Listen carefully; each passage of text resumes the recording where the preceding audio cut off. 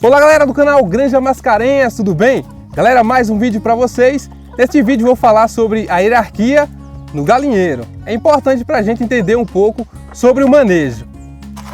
Também vou falar sobre o descarte de galos reprodutores, beleza? Se gostarem do vídeo e quiserem ver mais como este, deixem sua curtida, inscrevam-se no canal e ativem as notificações para continuar recebendo conteúdo e ajudar o canal a crescer. E no final do vídeo eu mando alguns abraços. Vamos lá!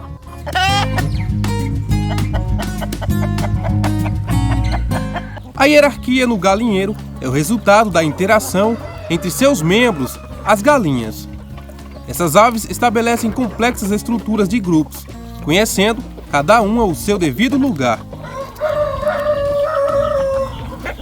Essa pirâmide explica facilmente essa situação. Quem está no topo é o dominante. Neste caso, coloquei o Thompson porque ele é realmente o galo dominante aqui na granja.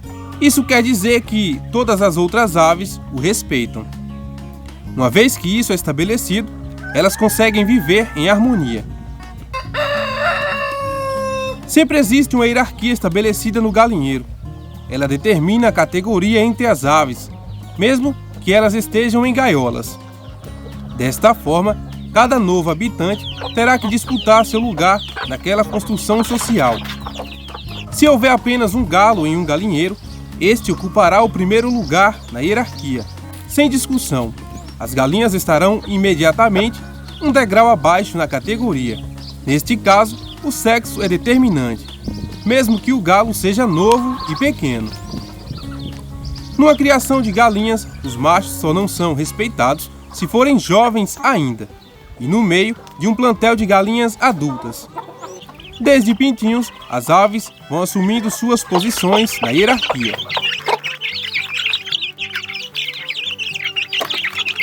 Tudo isso é construído na base da força física.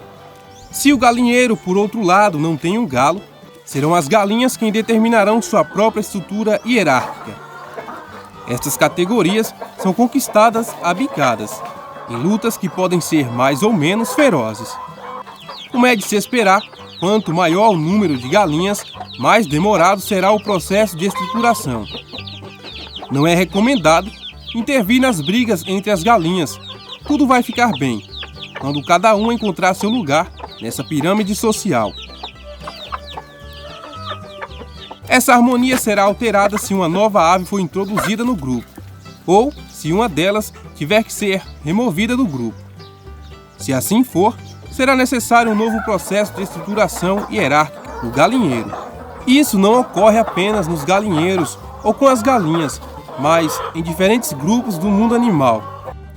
Galinhas e galos são animais totalmente territoriais, o que os leva a ter a hierarquia bem detalhada. As aves são capazes de se reconhecer e também de aprender com os sucessos ou falhas de outros membros do grupo.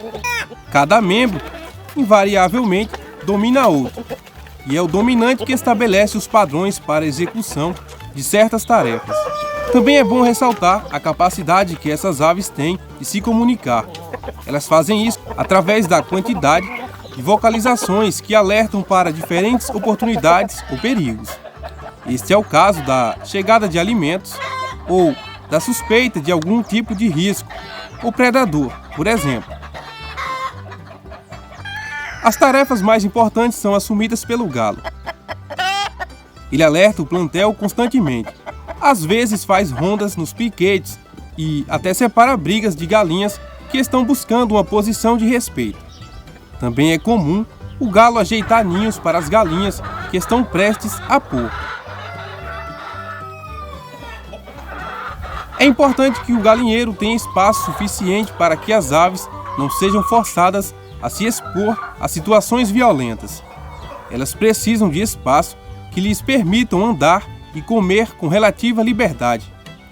Desta forma, serão criadas condições ideais para minimizar os confrontos pelo espaço. Por isso é importante ter comedouros grandes ou em quantidades suficientes, dependendo do tipo, para atender a todas as aves. A mesma coisa acontece com os bebedouros e ninhos. As aves que estão mais acima na hierarquia têm prioridade em tudo, sem falar nos poleiros. Aliás, nos poleiros a gente pode notar essa hierarquia do galinheiro. Na hora de irem dormir, as galinhas dominantes ficam nas posições mais privilegiadas, que é geralmente no ponto mais alto do poleiro, junto com o galo, onde se sentem mais seguras. As aves menos respeitadas ficam abaixo. Uma dúvida muito frequente é com relação à quantidade de galos no mesmo espaço. Vejam bem, é possível criar vários galos juntos, desde que sejam criados desde pequenos, mas sempre haverá um dominante, e dependendo da raça ou genética, poderá haver briga. Outra coisa que acontece com frequência é: um galo vai fazer a cópula, cobrir uma galinha, o outro chega e atrapalha. Mas com relação à fertilidade dos ovos, não há problemas. Não introduza um galo onde já tem um dominante. As brigas serão ferozes e o dominante nunca deixará o perdedor em paz. Não é comum, mas alguns galos brigam até a morte. Quase sempre o criador precisa intervir. Aqui na granja todos os galos precisam ficar separados. Alguns foram criados juntos, mas depois de separados, nunca mais se dão bem.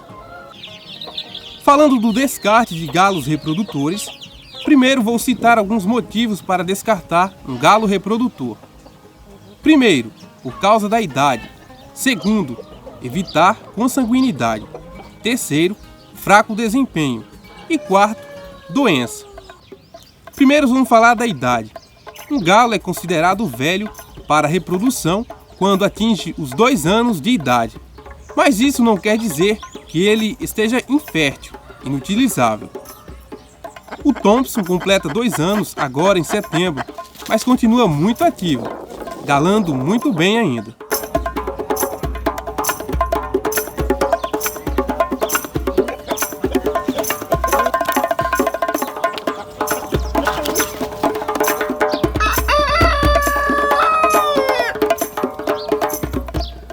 Consanguinidade. Troca-se o reprodutor em pequeno espaço de tempo para evitar que ele cruze com as filhas e netas, evitando consanguinidade. Mas nem todo mundo faz isso. Depende muito da criação de cada um, dos objetivos, do tipo de melhoramento e etc. Fraco desempenho. O galo que não está galando os ovos direito tem baixa taxa de ovos férteis, filhotes fracos geneticamente e etc. Doença. Galo que vive doente, galo que ficou com algum defeito físico devido a alguma doença e que dificulta a reprodução, dentre outras coisas. Então, esses são os motivos que levam ao descarte de galos reprodutores. A gente pode levar em conta também o comportamento de alguns galos. Galos violentos, bravos, agressivos com as galinhas. Mas isso não importa muito. Eu descartei um New Hampshire por ser violento, bravo demais. Porém, eu não tinha outro. Se ele fosse a única opção, ficaria na granja. Agora vou descartar este outro New Hampshire. Este é muito fraco. Tem o problema da ronqueira, que sempre venho falando, e não mostra interesse pelas galinhas, nem arrastar a asa para elas, eu vi. É um galo muito medroso, tem medo até da sombra. Então, motivo é o que não falta para mandar ele para a panela. Eu vou engordar e tchau. Existem 4 tipos de galos na hierarquia: o dominante cordial, o dominante hostil, o submisso cordial e o submisso hostil. O dominante cordial é aquele galo que não foi exposto a outros rivais. O dominante hostil é o galo que conquistou a dominância na base da briga. O submisso cordial é um galo que apanhou de outros galos quando jovem, é desconfiado e vive de cabeça baixa. Já o submisso hostil foi saco de pancada de outros galos a vida toda. Vive desconfiado, se esconde o tempo todo, tem medo do criador e quase nunca canta. Aves assim que são descartadas da criação frequentemente. É o caso desse galo New Hampshire. É bonito, mas tem muitos defeitos. Este americano também é muito medroso, mas é um galo muito ativo e se tornou dominante no grupo que foi criado. Dos outros galos, não tenho o que reclamar. O Rhode é muito ativo também, imponente. Se vacilar, ele briga um bocado com o Thompson, mas acaba perdendo. E o outro, este New Hampshire, mais avermelhado, está em terceiro aqui na hierarquia da granja. Ativo demais, um galo muito fértil e bonito também. Então é isso. Eu já fiz um vídeo sobre como escolher um galo reprodutor. Vou deixar o link na descrição e fixado nos comentários. E neste vídeo, vimos os motivos para descartá-los. Bom, agora vou mandar os abraços. Um abraço para Cassiano Rodrigues, Fernando Gomes, Carlos Roberto e Adair José, de Montes Claros, Minas Gerais. Abraço também para Lucas Araújo Pinho, de Itapajé, Ceará. Vitor Rabelo, de Nova Russas, Ceará. Carlos Alexandre e sua filha Kailana, de Duque de Caxias, Rio de Janeiro. E um salve para o canal MS Criatório. Espero que vocês tenham gostado do vídeo. Um abraço a todos e fiquem com Deus. Tchau!